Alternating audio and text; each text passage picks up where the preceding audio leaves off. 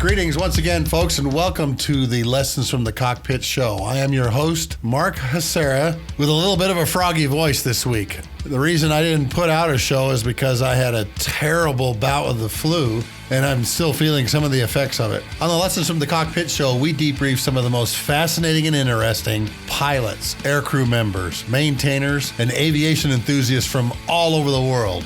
Our purpose is to hear their stories, but more importantly, what did they learn from these extraordinary and exemplary events that they went through in their lives where their aviation careers were concerned? The results of this analysis is giving you, the listeners, an opportunity to learn how does the aviation world work and improve critical thinking skills both in the air and on the ground. But this is also a great way for some of these great veterans to finally tell their stories and the things that they learned. Today's show is sponsored by Wall Pilot, custom aviation art for the walls of your home, office, or hangar. These are extremely detailed profile drawings that are printed on vinyl that you can peel off and stick to any flat surface. Some people just frame them though too. So please go by the website wallpilot.com and order one or two of these profile prints because that's what supports the show. That's what keeps us going. I recently began a TikTok page called Lieutenant Colonel Mark Hasera. I actually have 3 videos that have over 1 million views. So go by and take a look at some of the videos and my explanation of what's going on. There's a lot of really great air refueling videos on there. And air refueling is what we're going to talk about today. This week while I was sick, I pulled out a couple of books just to kind of refresh my memory on some things. And there is a very popular publisher in Europe that does a lot of aviation books. And while I was going through, this author is pretty well known, I noticed that a lot of the air refueling information that he had in it wasn't right. And today I want to set the record straight. How was the Iraqi Freedom North War air campaign refueled? This is B-52s, ISR, and Navy assets off of the Truman and Roosevelt. And that's the story I'm going to tell today to kind of set everything straight on how we planned these missions, the restrictions that we had, and how we refueled at that time. And I don't think anything's broken the record yet.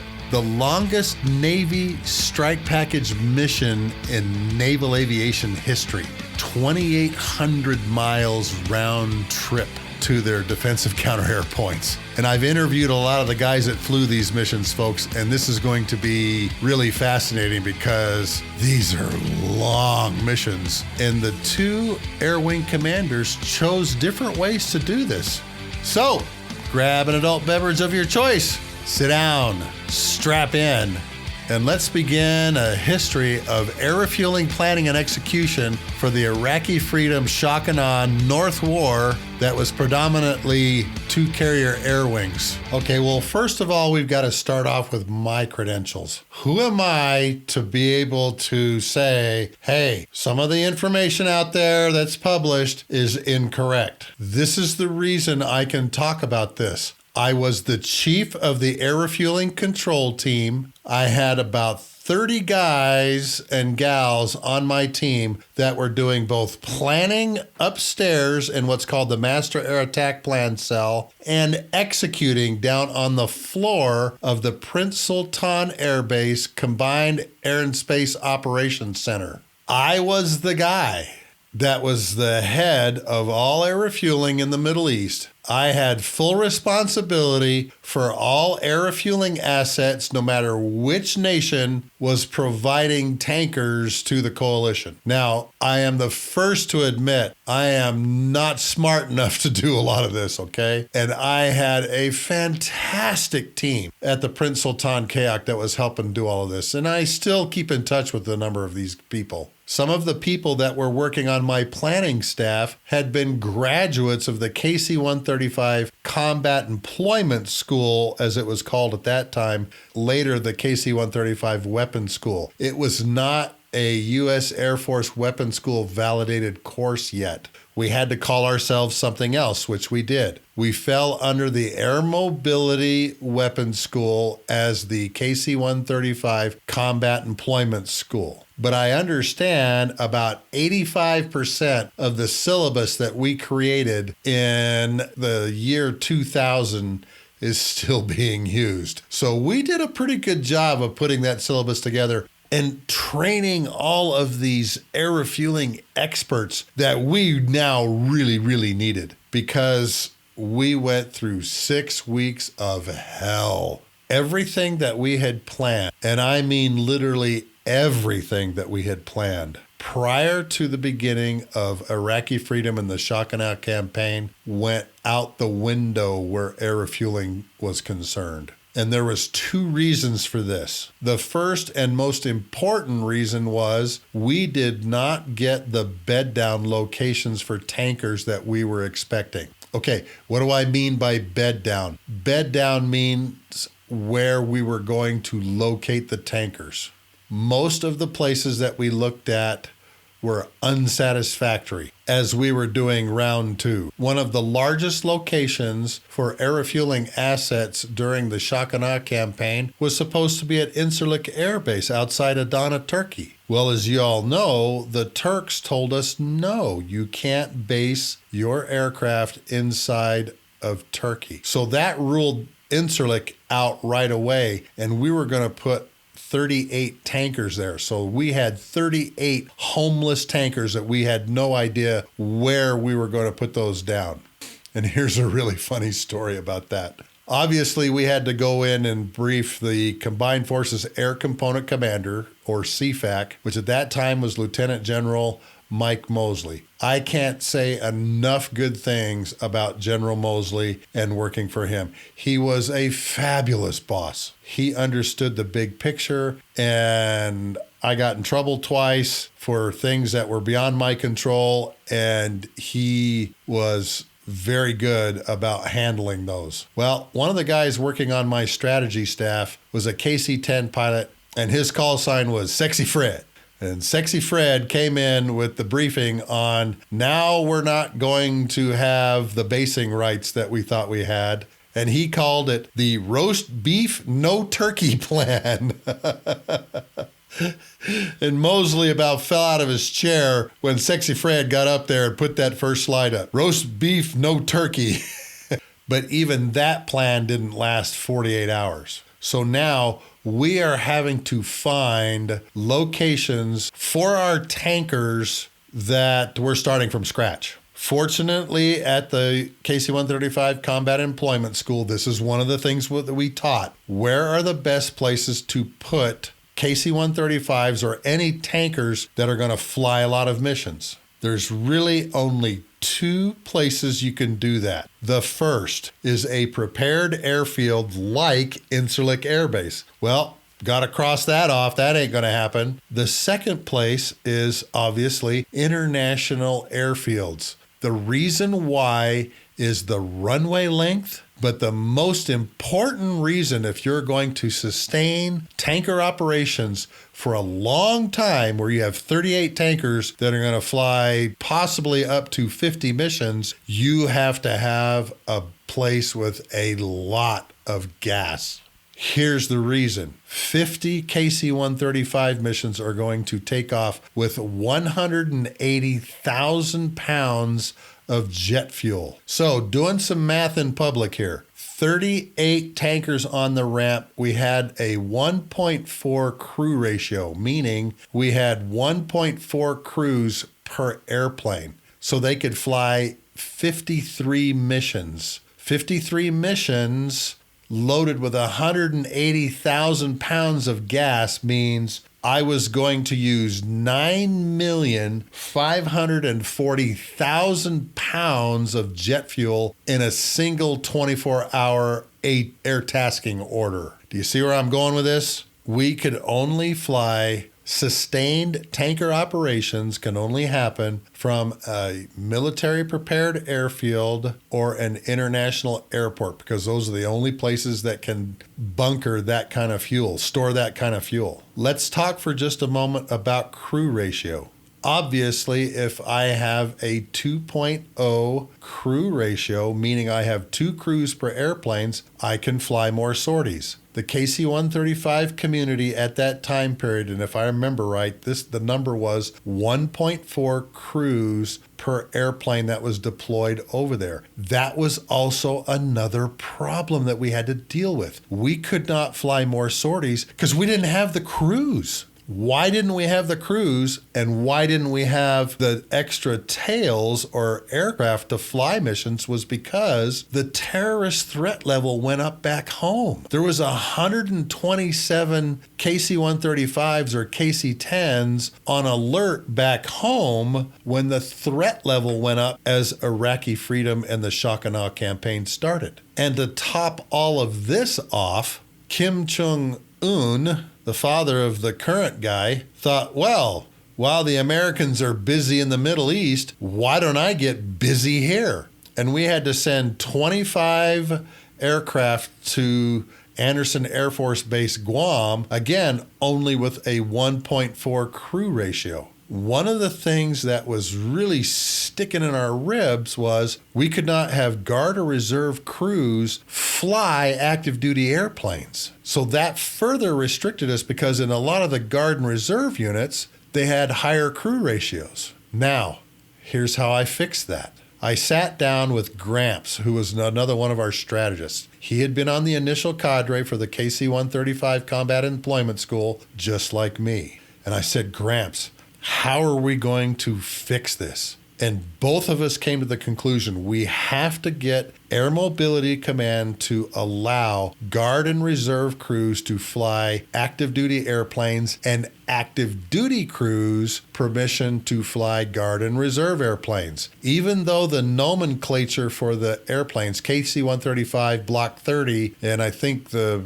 Guard was flying KC-135 Block 28s, the airplanes were virtually identical. I sat down one day with Gramps sitting next to me, and I banged out a letter to Standardization and Evaluation. And I said, look, the airplanes that the Guard and Reserve fly and the active duty fly are virtually the same airplanes. We have to be able to increase our crew ratio in theater to at least 2.0. I want a waiver signed by the AMC Deputy of Operations, a 2-star general, allowing active duty crews to fly Guard Reserve airplanes and Guard Reserve crews to fly active duty airplanes. And sure enough, in 48 hours, it came through. We didn't have enough ramp space to bring those Guard and Reserve airplanes over. And this is where this book made this mistake that Guard and Reserve airplanes were in theater. They were not,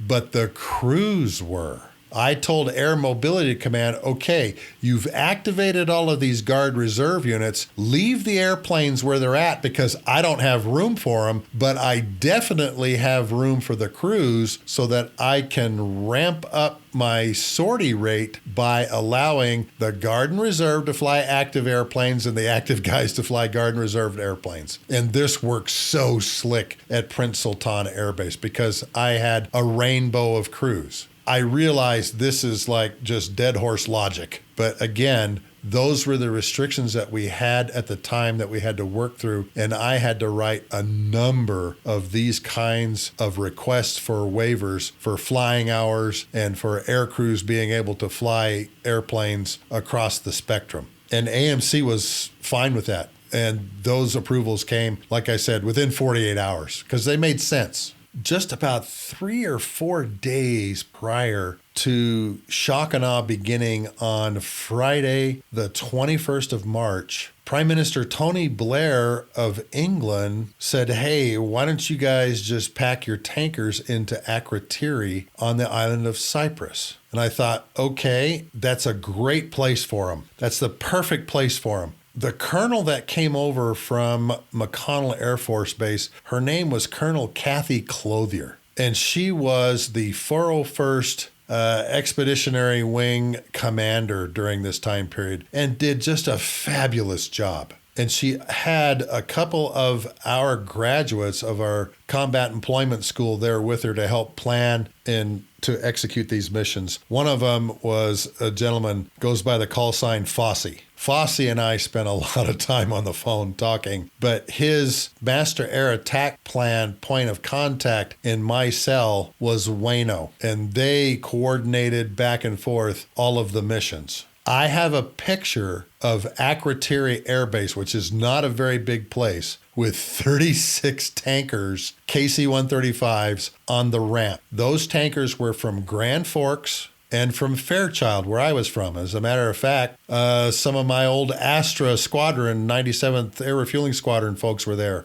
The major portion of the Astra folks were at Prince Sultan with me, with our squadron commander, Freddie. So now we had our major big wing tanker base. But then crops up another big issue. The KC-135s were just being outfitted with the new multi-point refueling pods, or MIPPERS pod. These are pods that have a drogue and a hose in them, and they reel out from both wings. And we can pump gas through both of these things. We were initially having some real problems with these things, and it all started with Casey Albright on the USS Lincoln. He calls me up and goes, "Sluggo, the MIPPERS pods are taking our probes off." And I'm like going, "Oh, darn it, what's happening?" And he goes, "Man, when we plug into that thing and that sine wave of the hose goes up to the pod, turns around and comes back to our air refueling probes, it's taking the probes right off the airplanes. We can't go to war unless we figure out how these MIPPERS pods work." So I had to sit down one day and figure out what the heck is going on. And I found the answer. I had the air refueling NATOPS manual for the Navy on my desk,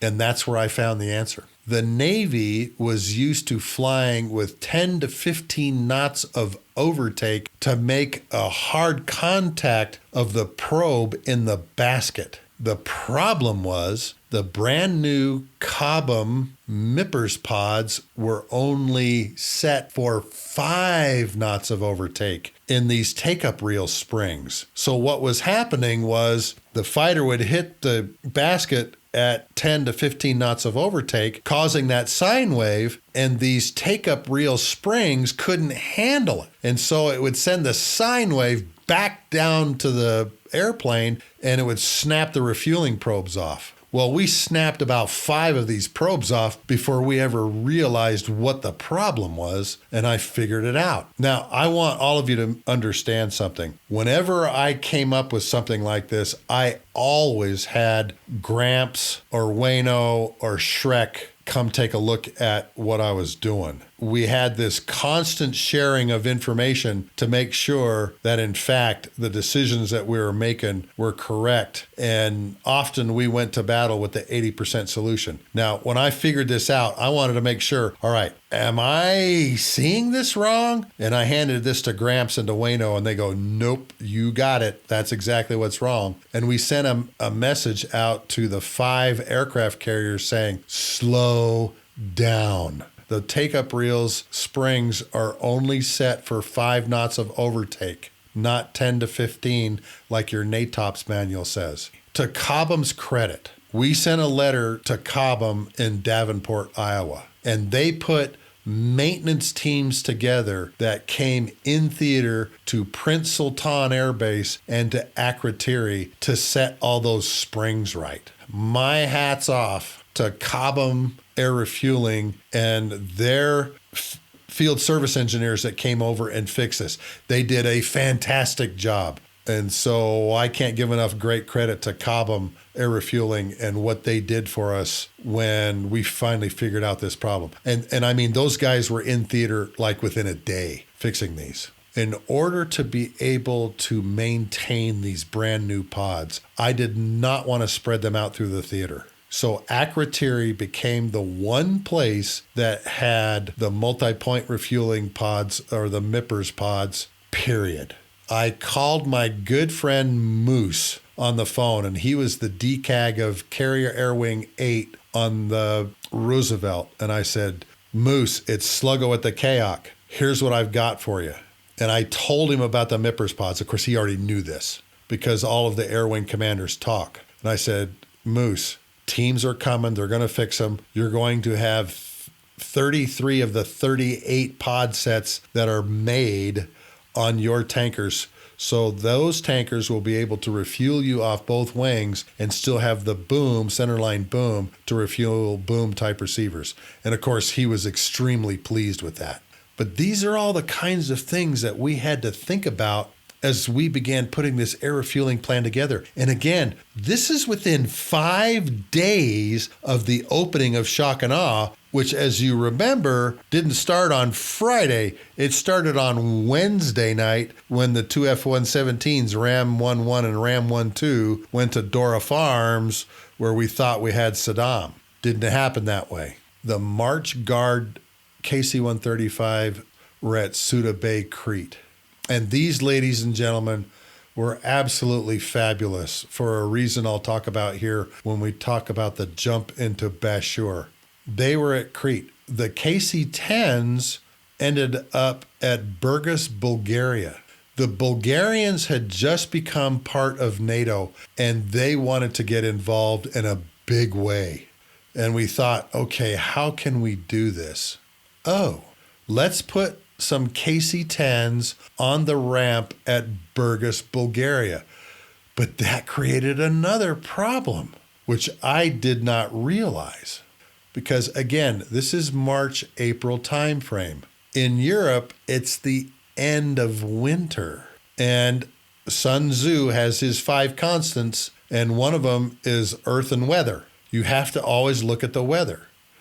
I got a call from Burgas one day. They couldn't fly because they had snow on the ramp.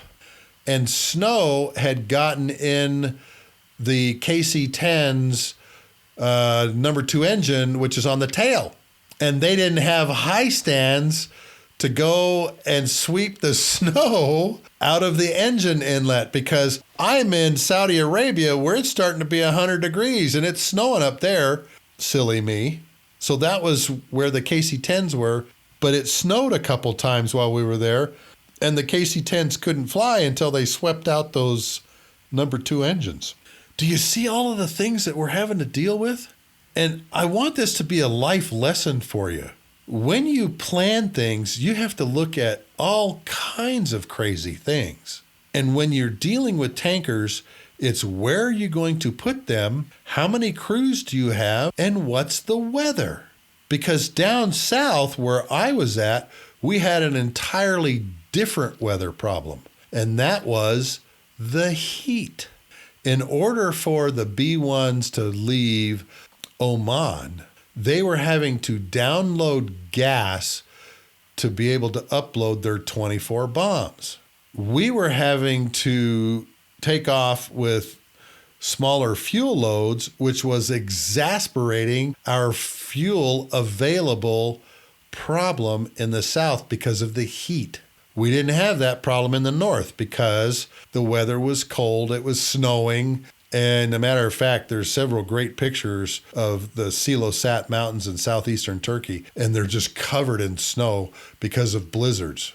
Matter of fact, my good friend Moose told me some of the scariest air refueling evolutions he's ever had was during this time frame, where he's on night vision goggles a half mile from the tanker and still doesn't see it yet, and there's thunderstorms and snowstorms and everything all around him.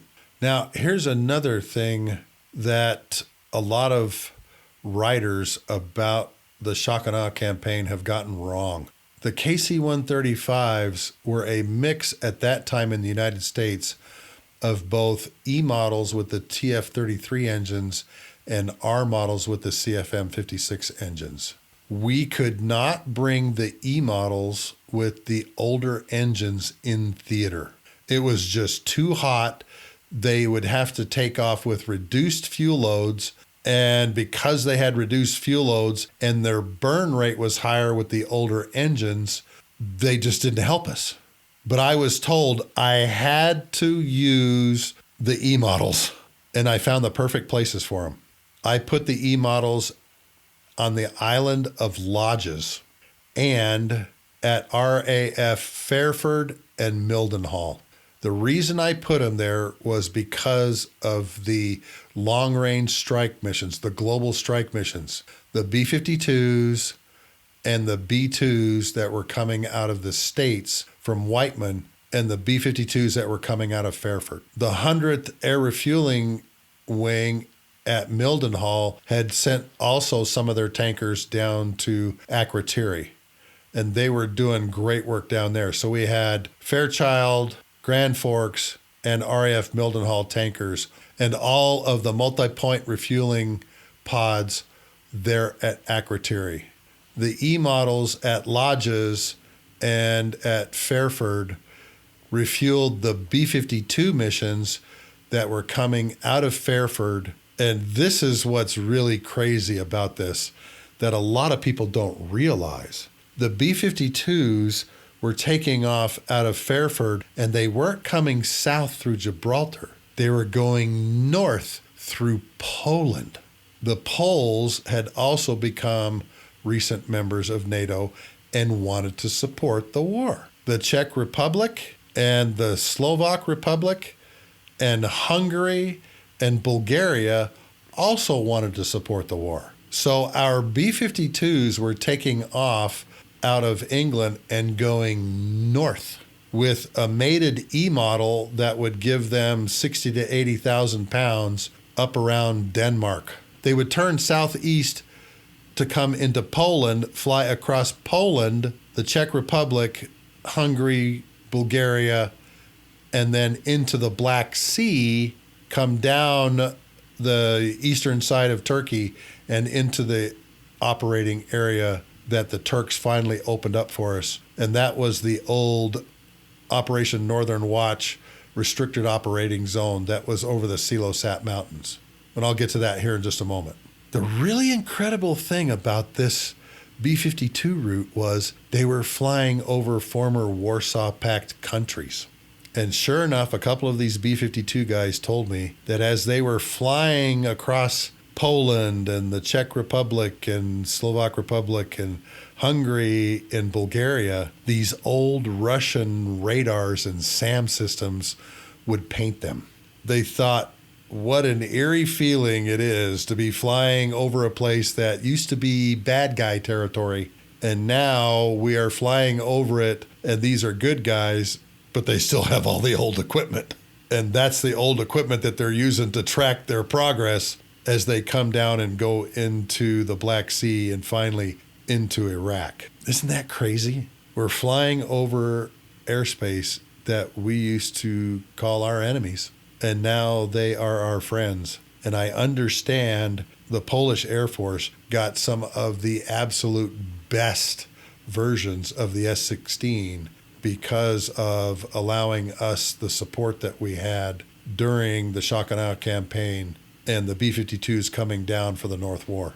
So all of the E-models never came in theater because it was just too hot. It was just too hot. I had made a slide that General Mosley put in the slide deck for General Franks to show President Bush, hey, look, somewhere in the first week of April, the daily temperatures are going to be over 100 degrees, and we're going to have to start downloading gas on the strike assets so they can start uploading weapons. So fuel required and fuel available were going to cross, and I knew about where it was between the 1st and 3rd of April. My roommate was the chief of weather, and I told him, I says, hey, Fredhead, tell me when it's going to be 100 degrees and stay at 100 degrees or higher here at Prince Sultan. And he told me it was going to be the 1st of or through the 3rd of April, and it was the 2nd. So I knew the E-models couldn't be in theater. And having them at lodges to refuel all the airlift missions that were coming over, to refuel the B-2 missions that were coming over for Whiteman, having them at Fairford, refueling the B-52s, and of course the B-2s and the airlifters that are still coming over. We got the KC-135 E-models from the Guard and Reserve units into the fight. But none of them ever made it into the theater because we couldn't have them there. Well, as we are approaching D-Day and H-Hour, as I mentioned, we had the attack on Dora Farms. where CIA assets said Saddam and his sons are going to be at Dora Farms. An F-117 strike mission was put on that, and they were not there, but it sent a very clear message: you and your sons are targets. Now, we had another problem. The Roosevelt and the Truman were in the eastern Mediterranean Ocean, and they were in their operating boxes just above Alexandria, Egypt. We worked extremely hard with the Brigadier General Air Attaché to Egypt there in the embassy to get overfly rights for the carrier air wings to come down the Sinai. We knew that we would never be able to keep the coalition together if those air wings flew across Israel. That was just completely out of the question. We could not even approach Israel and ask if we could use their airspace, because we know that our Arab coalition partners would say, nope, we're not doing this anymore if Israel's going to be involved. So we had to look at alternate means of getting the Truman and Roosevelt strike packages into the fight, because we were told, if you can't get them into the fight, we're going to bring them home. At that time, the chief of the Naval Air Liaison element, who I saw literally numerous times a day, was Captain Bill Gortney, later Admiral Bill Gortney, and he goes by Shortney. And he and I talked regularly, and he says, Sluggo, we have got to get these guys into the fight. We've got to figure it out. Well, finally, this Brigadier General got Egyptian overfly rights, and the Saudis told us, well, yeah, you can bring them through here, but you can't base them here. They can't land here. And we thought, okay, at least we have a path. But it was long. It was 1,400 miles one way, 2,800 miles round trip, 1,400 miles to get into Iraq, spend 2, maybe 3 hours inside of Iraq, turn around and fly home. So we had to come up with an air refueling plan that would get the Truman and the Roosevelt air wings across the Sinai. And this is a lot of gas. Now, both of the air wing commanders came up with different ways of skinning this cat. Newley, who was the air wing commander on Roosevelt, Moose being his deputy, and Cyrus on the Truman came up with a way to do it. They were given tasking to fly what's called defensive counter-air missions just west of Baghdad over an airfield called Al-Taqaddum, where they had their MiG-25s and some of their MiG-23s. Both carriers would launch their strike packages.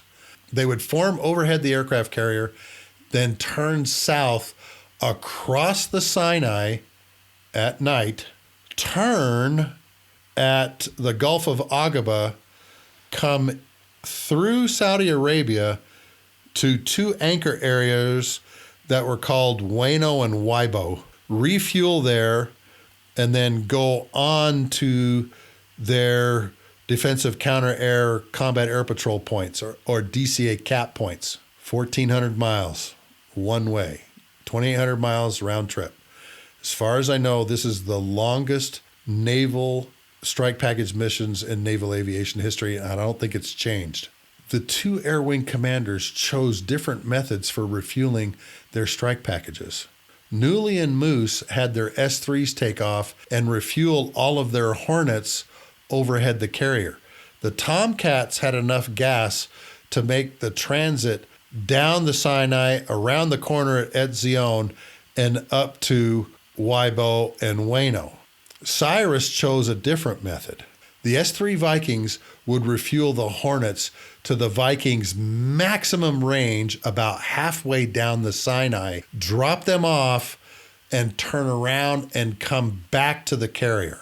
The F-14s, F-18s, and EA-6Bs would continue on down to the Gulf of Aqaba and Etzion, make the left-hand turn into Saudi Arabia, come up to Waibo and Wano, get their gas, and then go in and fill their defensive counter-air vulnerability time. 2,800 miles. That's a long time to be in a fighter plane. The Hornet has a small cockpit, and its seat, I understand, isn't real comfortable. USS Roosevelt's Carrier Air Wing 8 had F-14D models. VF-213, the Black Lions, famous Tomcat squadron. The Truman and Cyrus's Air Wing, they had VF-32 Swordsman flying F-14B models. Again, another really famous Tomcat squadron. This Tomcat squadron in 1989, shot down 2 Libyan MiG-23s. So they'd already made a name for themselves. Now, again, the Tomcats could get enough fuel where they could take off and make it all the way to the air refueling areas in western Saudi Arabia. Cyrus did it by having all of his S-3s drag everybody down about halfway and drop them off.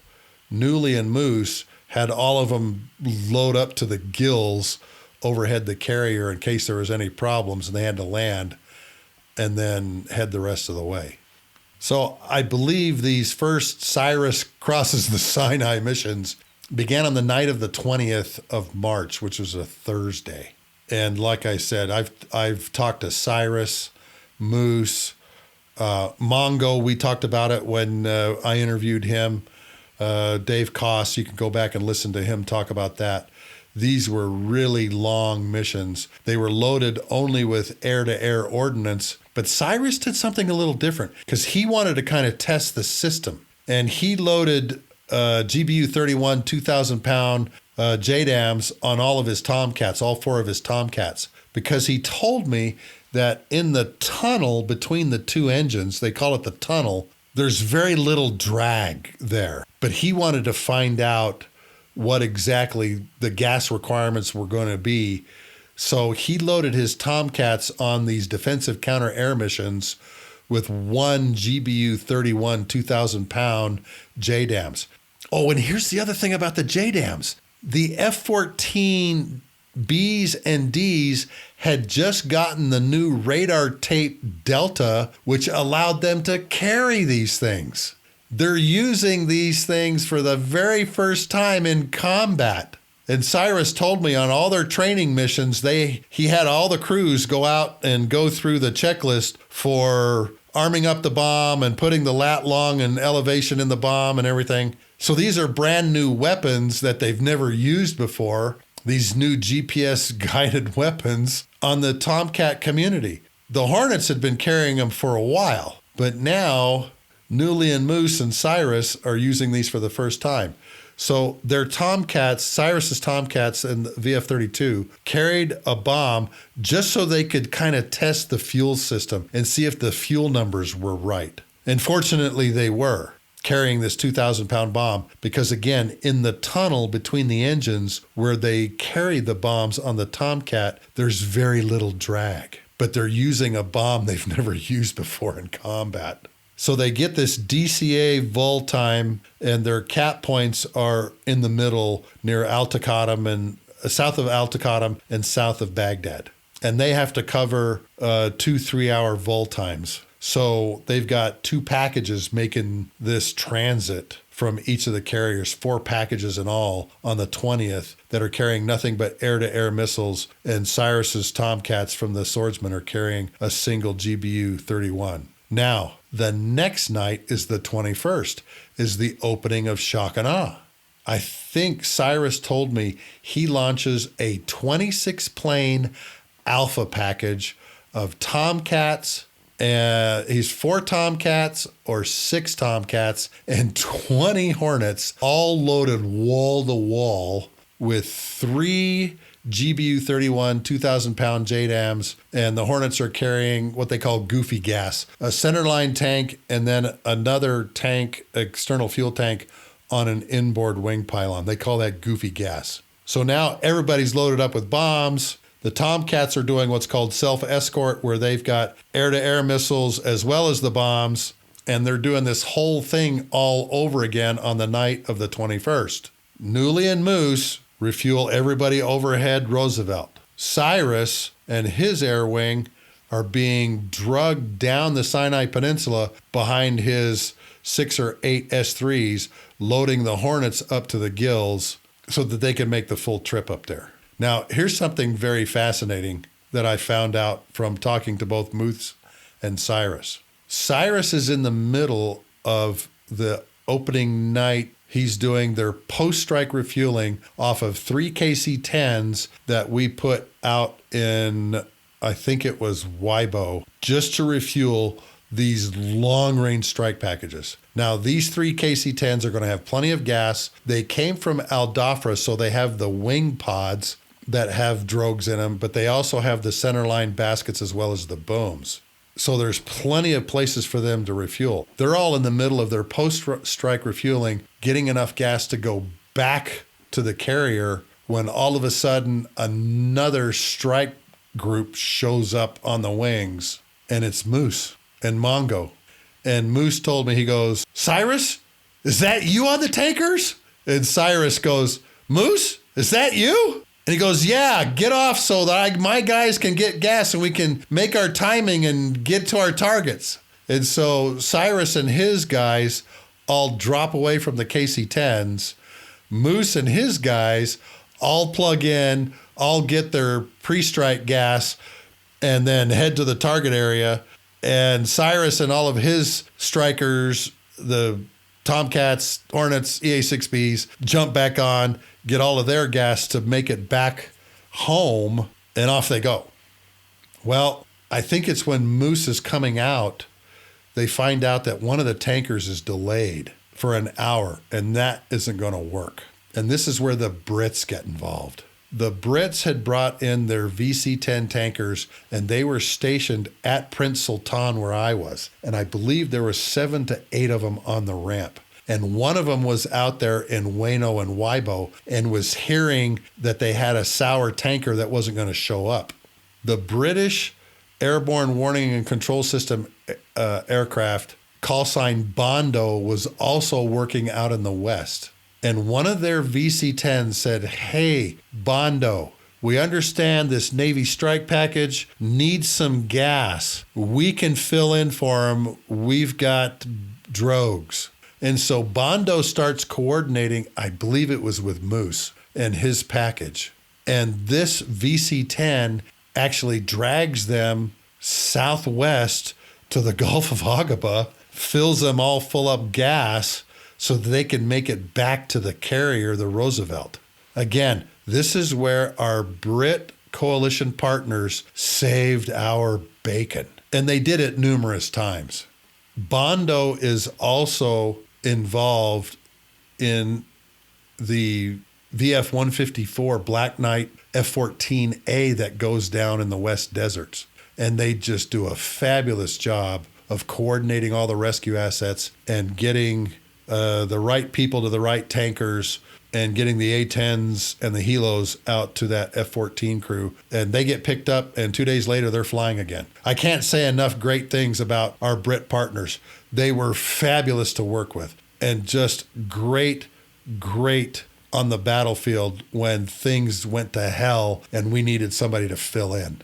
Well, finally, the Turks say yes. We were going to give them $2 billion to allow us to use Incirlik and to base airplanes at Incirlik and to fly basically through the old Operation Northern Watch corridor and do air campaign operations in the old Operation Northern Watch restricted operating zone in southeastern Turkey. Well, when their parliament voted no, they didn't get the money and their stock market tanked. And they came back and said, "Okay, well, we won't let you base airplanes here, but we'll let you fly through the ONW corridor." Well, now Truman and Roosevelt have a way to get to the fight that isn't 2,800 miles round trip.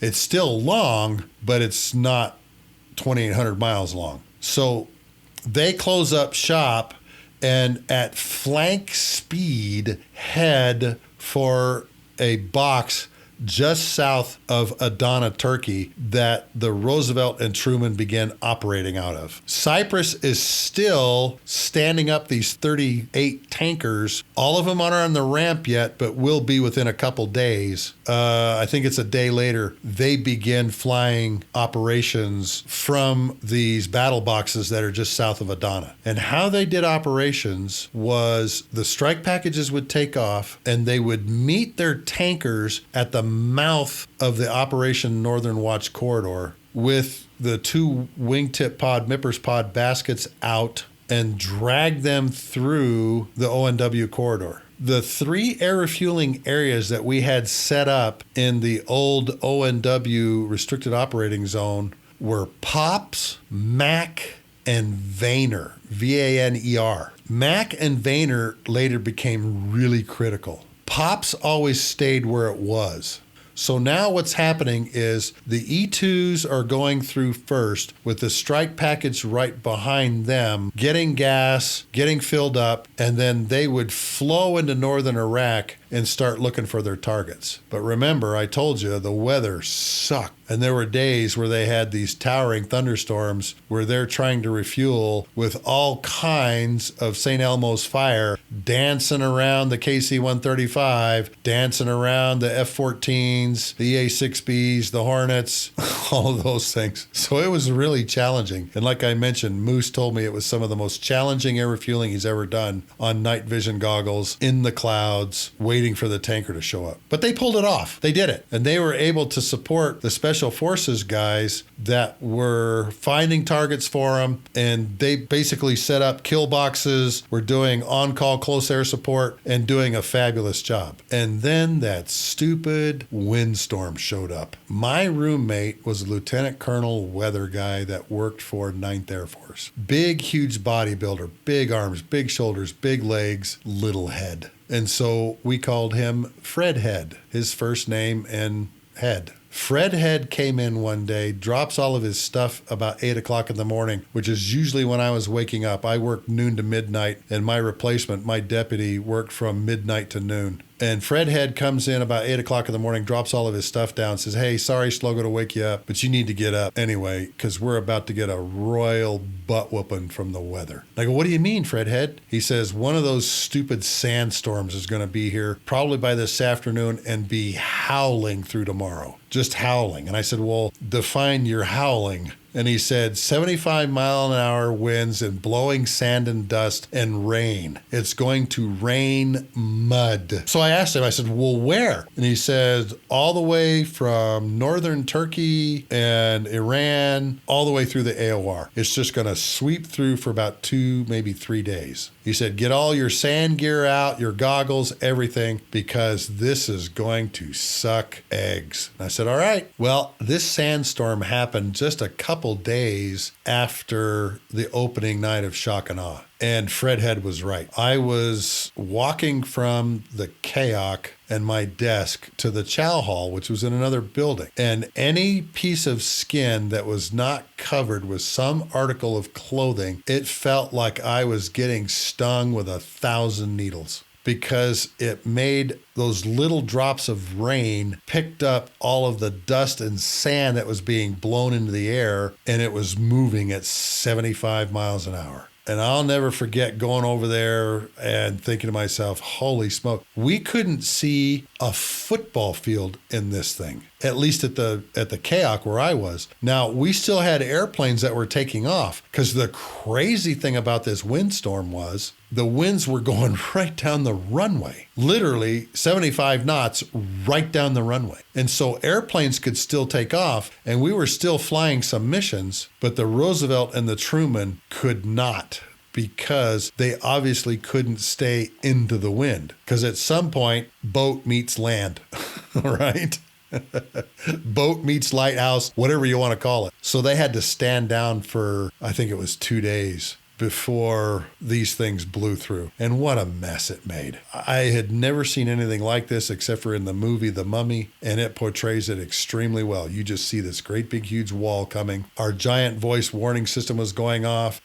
Stay indoors, stay indoors, stay indoors, weather alert, weather alert. This, I think they call him Shamal, is coming. Stay indoors if you don't have to be outside. But Truman and Roosevelt and the North War basically stopped for about 2 days, which is a little sketchy because you're worried about your guys on the ground, obviously, and you can't provide them air support. Now, right after the Shamal blows through, we have to get ready for the 173rd Airborne Brigade airdrop into Bashur. This is just a little airfield up in the hill areas of northeastern Iraq. And it's gorgeous up there. Beautiful trees, green. It was crazy. All the guys that told us that were up there said, man, it's just gorgeous up here, Sluggo. You should see this place. But we were going to drop the 173rd Airborne into this airfield. And once again, we had a number of restrictions that caused us problems. And this is where my March Guard guys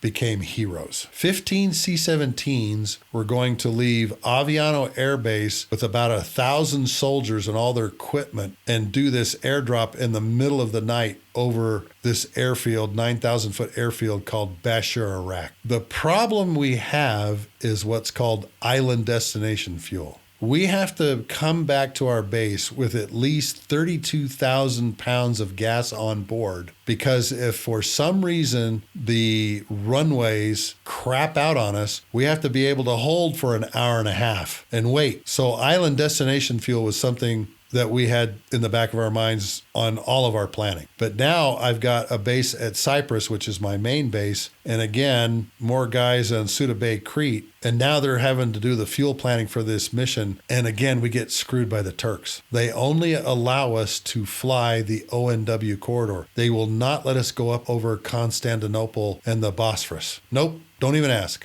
So what's happening is all of the tankers are having to go through the Operation Northern Watch corridor, which skims along the very southern border of Turkey, right across from Syria, go out to the restricted operating zone, turn north to a town, I think that was called Apo, then turn west over the Black Sea, turn in front of the 15 C-17s, offload their gas, follow them back to Apo, turn south to the restricted operating area, then back west through the operational Northern Watch corridor back to their bases. The March Guard guys call and tell me, Sluggo, we're landing with 10 to 12,000 pounds of gas. We don't have island destination fuel. And I went nuts. But the lieutenant colonel planner that was there, and I can't remember his name, says, Sluggo, we want to go ahead and do the mission and accomplish the mission. And I said, okay, tell me what the weather is. Remember, always got to look at the weather. He says, Sluggo, when we get back here, it's 10 knots down the runway and Cavu, clear and visibility unlimited. I have no heartburn about flying the mission this way. And I come to find out that the guys at Akrotiri, Cyprus feel the same way. They're getting back Scotia on gas too. So I tell the March planner, you go ahead and fly the missions as you have them scheduled. I will clear this with the director of mobility forces, the two-star general Nick Williams, or his deputy, Brigadier General Kurt Chakowski. Both have become great friends, and make sure it's all right. But right now, you've got the green light from me. Sure enough, I went in and told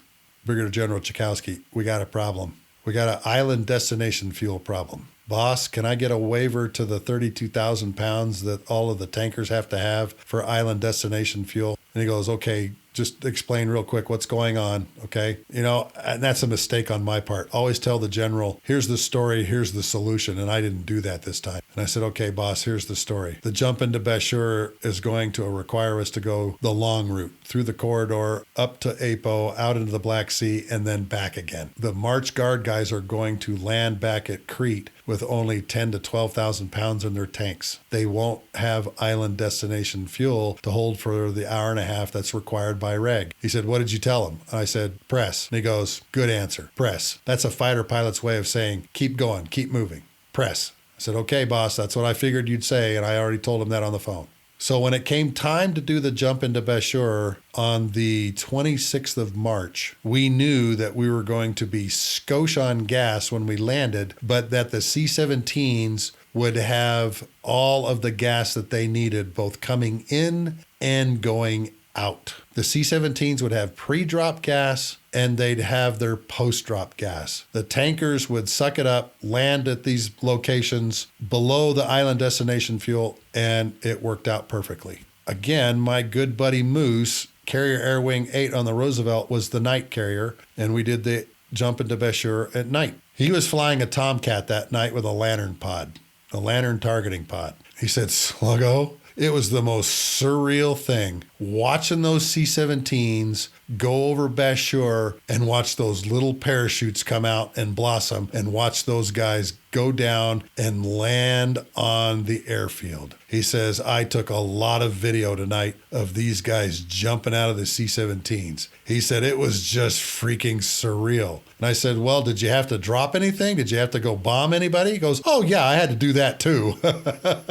They needed our support once they found out what was happening. And believe it or not, the 173rd had a CNN journalist embedded with them, and he jumped with them. But we told that CNN journalist, you cannot start broadcasting until at least 15 minutes after the jump. Then you can get your little satellite doohickey out and broadcast all you want. But during the jump, we don't want you broadcasting because of operational security. And he understood that. He was fine with that. But he got to make a jump. Now, we began sending airplanes into Bashur, C-17s, that had tanks and equipment and other things, until finally, I think the runway cracked. And we could only send C-130s in there from then on. But the jump into Bashur was a huge success, overcoming some incredible obstacles of weather, thunderstorms, the restrictions placed upon us by the Turks, having to fly these long sorties for the tankers through the ONW corridor, north into the Black Sea, meet up with the C-17s, fly reverse routing back, and it all came together. Well, one day I got a note from Moose. And he said, Sluggo, we gotta move Mac and Vayner, and we need another one. And I'm almost hesitant to tell you where we need it. And I said, okay, well, just let me know where. He goes, I need it down around Al-Sulaymaniyah. And I said, Moose, I don't even know where that's at. Where is it? And he goes, just go southeast of Mosul near the Iranian border. And I found it. I said, you gotta be kidding me. He goes, no, Sluggo, we really need that down here. And one of his planners came up and said, Sluggo, we've got to have something down there.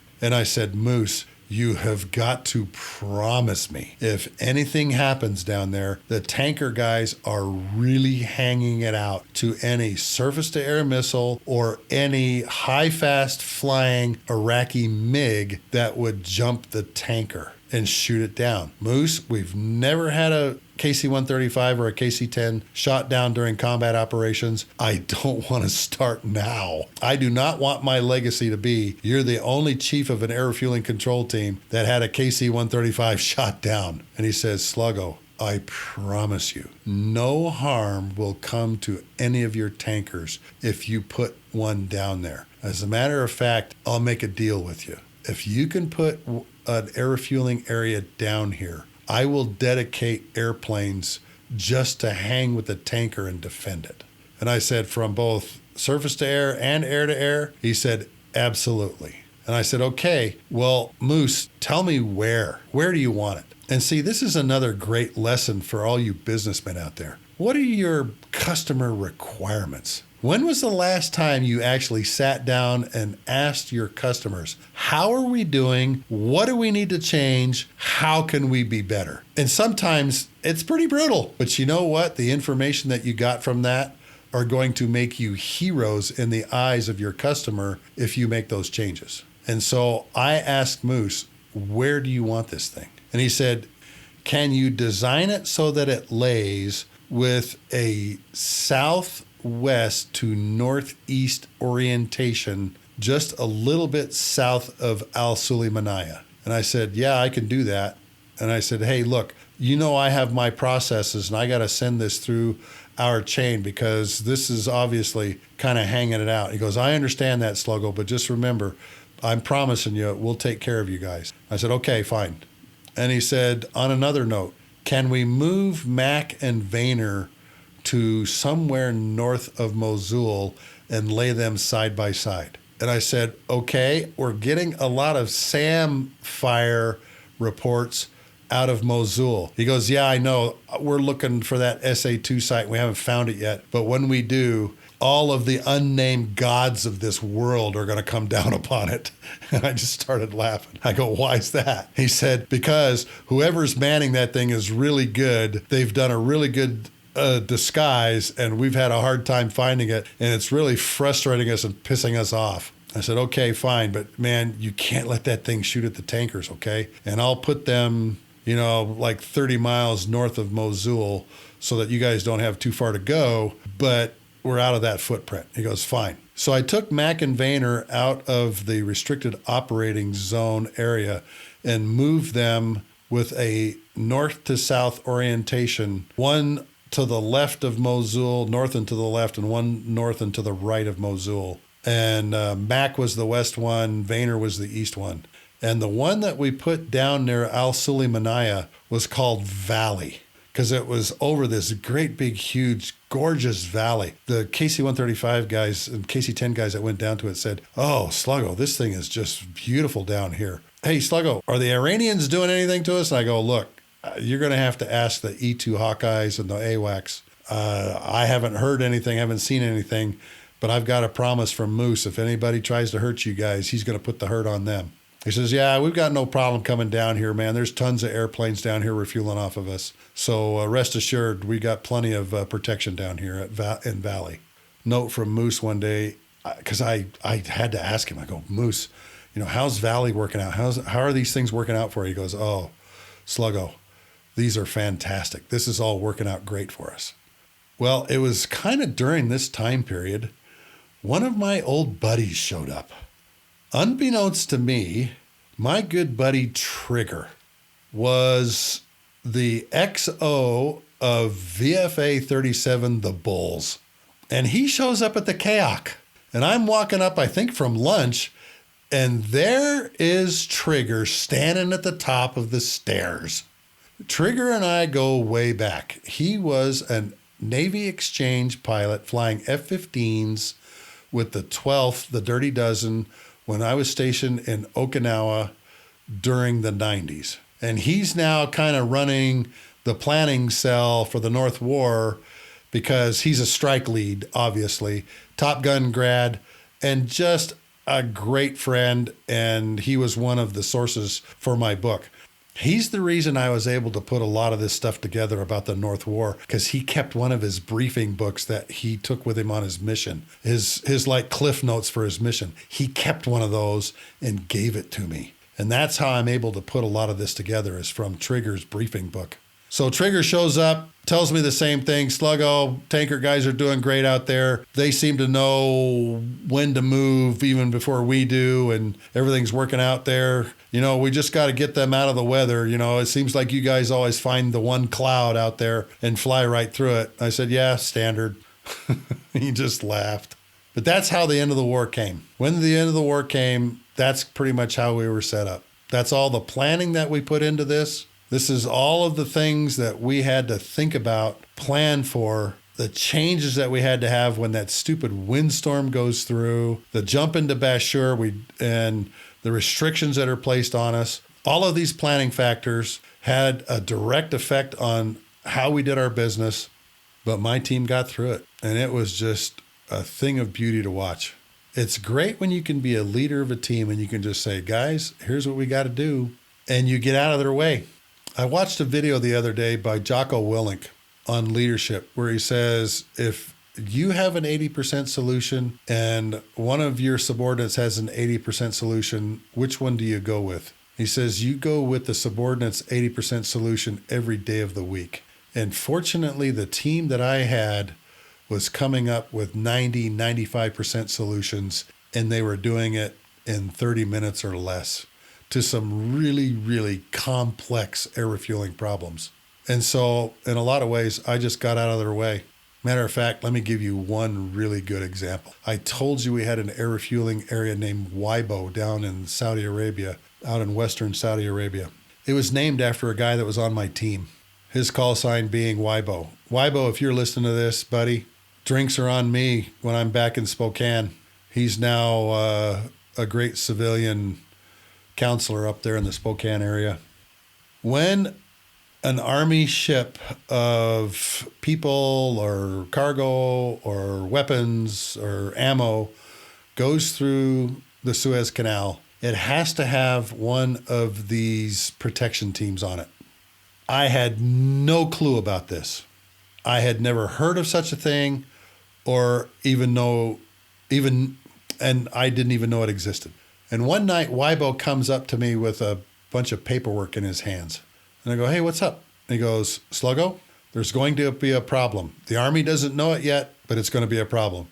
And I go, okay, what's that? He said, I think it was called a Raven Protection Team or Eagle Protection Team, had just come into Kuwait and didn't have a ride back to Suda Bay, Crete to hop on the next ship.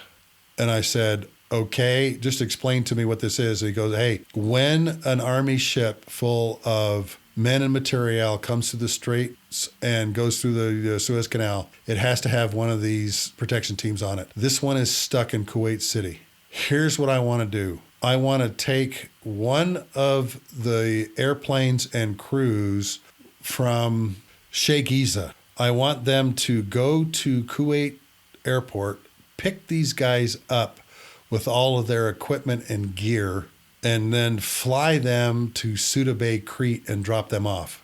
If we execute in time, Sluggo, then the protection team will be back at Suda Bay about 17 hours before the ship arrives, so they'll get some good rest before they have to put their hats back on again, their helmets back on again. And I said, great plan. What's the paperwork? He said, here's all the paperwork for the mission. Here's all the country clearances. Here's the ammunition waiver forms for putting it on the KC-135. Here's all the weight and balance stuff. I already ran it with one of our booms. And I just had to smile. And I say, Waibo, run with it. Why get in his way? He's got this knocked. He's got the 95% solution. You know what I told him? I said, I've only got one thing for you on your plan. And he kind of looked at me, okay, well, what's wrong? And I said, nothing's wrong. This is superb. What I want you to do is give the Sheikh Isa 135 crew 24 hours on the ground in Suda Bay so they can go put their feet in the water of the Med and get a few drinks and get a good night's sleep in a nice hotel. He says, that's awesome, Sluggo. I'll do that. I'll cut the mission so they got 24 on the ground. I said, no, cut it with 26. Can we afford to give them 26? He says, yeah, I think we can do that. I said, perfect. I had great people working for me. Yeah, I was the chief of this team, but you know what, folks? They needed very little adult supervision. The guys and gals in the Master Air Attack Plan Cell that were doing all the planning, the guys and gals that were down on the desk doing all the execution were just fabulous. And when you have a team like that, there's nothing you can't do. And after the war ended and I was getting ready to go home, General Mosley brought me into his office, handed me 2 coins and said, your team has performed magnificently. He says, Sluggo, I never worried about the gas.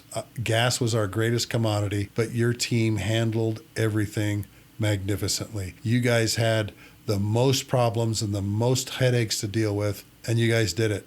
Thanks. That's about all I can think of. But I hope you can see some of the lessons in this. What do your customers need?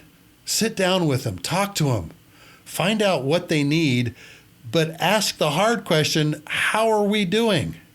Be flexible enough in your planning that when plan A goes to hell, plan B scoots right in there. And even give it a funny name, roast beef, no turkey.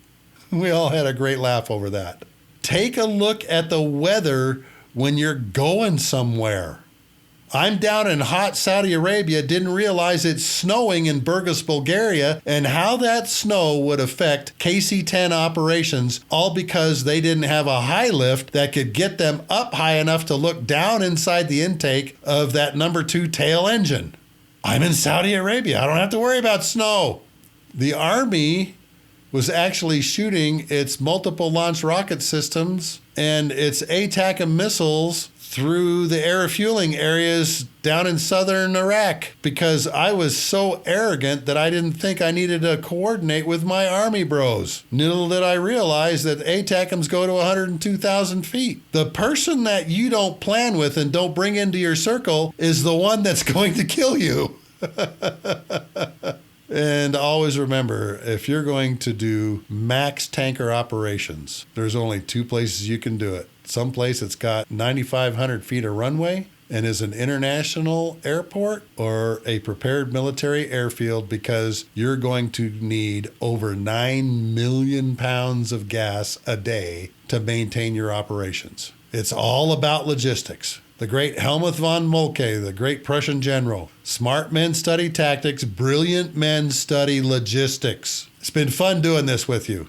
I told you I wanted to do something special for you last week, and sick in bed, reading all this stuff, and I thought, this is a great time to tell this North War story. Tomcats, Hornets, EA-6Bs, S-3 Vikings, E-2 Hawkeyes from 2 carrier air wings, B-52s coming out of Fairford, RC-135s and AWACS coming out of Akrotiri, Cyprus. What a dynamic this was. But we handled it, and we did it. Thanks for listening once again to the Lessons from the Cockpit show. Lessons from the Cockpit is financed by Wall Pilot. Custom aviation art for the walls of your home, office, or hangar. These are very detailed aircraft profiles printed on vinyl that you can peel off and stick to any wall or flat surface. A lot of people just frame these things. So please go by wallpilot.com and take a look at some of these and order some of these great profile prints for the walls of your home, office, or hangar. This and previous episodes of the Lessons from the Cockpit show can be found on my website at markasera.com under the podcast pull-down box.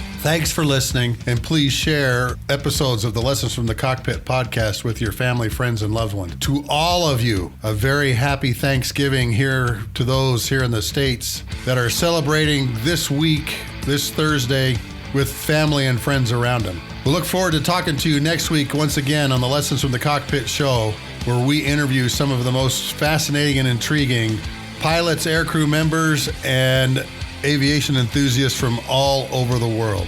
Thanks, folks. Take care.